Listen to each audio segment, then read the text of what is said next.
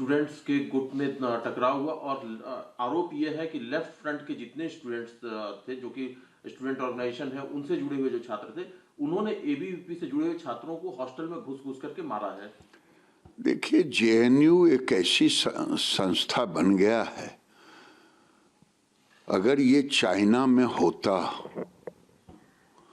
इन सबको चौराहे पर खड़ा करके चाबुक मारा जाता। चाइना में होता, और ऐसे लोगों पर इतने कड़े कानून लगना चाहिए। जेएनयू आज क्या हो गया है, जब समझिए राहुल गांधी के टुकड़े टुकड़े गैंग है। Rahul Gandhi JNU, JNU Rahul Gandhi. आज राहुल गांधी के साथ अर्बन नक्सल, और अर्बन नक्सल का नर्सरी बन गया है जेएनयू।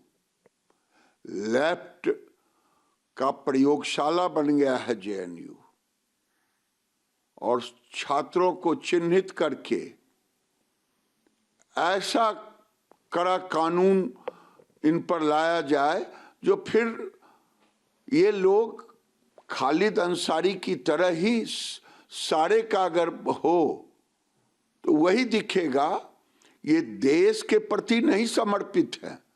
ये लेफ्ट ऑर्गेनाइजेशन वहां देश के विरोधियों को पैदा करता है।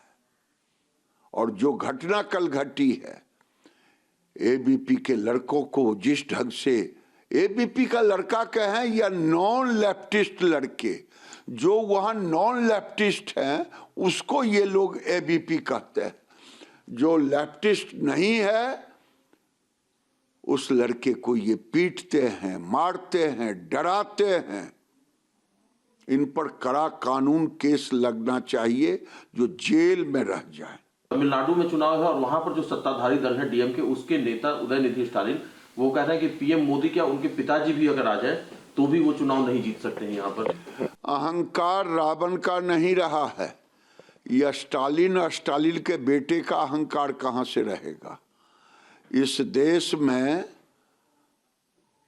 अहंकार किसी का नहीं रहा है, और ये स्टालिन का अहंकार टूटने वाला है।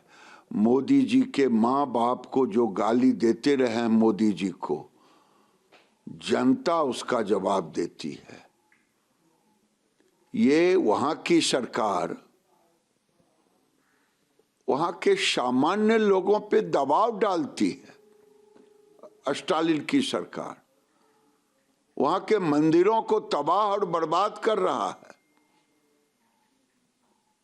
वहां के शिक्षण संस्थान, जो कभी वेद का पाठशाला होता था, आज वो मोदी के बाप भी आ जाए, अरे मोदी के बाप नहीं, तमिलनाडु की जनता जो मोदी का माय और बाप है, वो आपको हराएगा।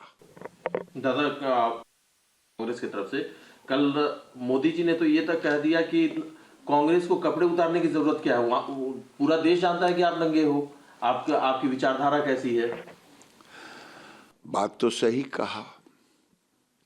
मुझे तो अब लग रहा है किसी दिन लोकसभा में कहीं राहुल गांधी अंडरवियर में ना आ जाए, और हेमंत बिश्व शर्मा जो उनको कहा है कि पागल हैं, कोई गलत नहीं कहा है। आज देखिए ग्वालियर में फोटो दिखा, ये कांग्रेस के भेजे हुए, राहुल गांधी के भेजे हुए हैं। इनका तो ब्रेन मैपिंग होनी चाहिए।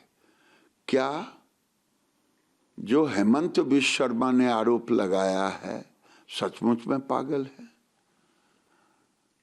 या देश विरोधी है? ये देश विरोधी अगर हैं तो इन पर कानूनी कार्रवाई हो, अगर कुछ गड़बड़ है तो चिकित्सक से, मानसिक चिकित्सक से इनका इलाज हो, क्योंकि पूरे कांग्रेस को ये बर्बाद करके रख दिए हैं। कभी आज तक 1952 से लेके आज तक कोई एलओपी ऐसा शर्मसार करने वाली घटना नहीं की होगी। अब तो सचमुच में डर लग रहा है कि 9 मार्च से सेशन है, कहीं राहुल गांधी ने अंडरवियर गंजी पहन के आ जाए, कोई बड़ी बात नहीं। दादा, राहुल गांधी के नेता है मणिशंकर अय्यर, वो भी राहुल गांधी के नेतृत्व में सवाल उठा रहे हैं और कह रहे हैं कि इंडी ब्लॉक की लीडर जो है ममता बनर्जी हैं, उनके बगैर इंडिया ब्लॉक की कल्पना नहीं की जा सकती है। ये तो वो लोग तय करें, यानी राहुल गांधी पर कांग्रेसियों को भरोसा नहीं, उनके सहयोगी आरजेडी को भरोसा नहीं, उनके सहयोगी समाजवादी को भरोसा नहीं, उनके सहयोगी कम्युनिस्टों को भरोसा नहीं, और उनके अंदर कांग्रेसियों को भी भरोसा नहीं। उनके थिंक टैंक को छोड़ करके किसी को भरोसा नहीं।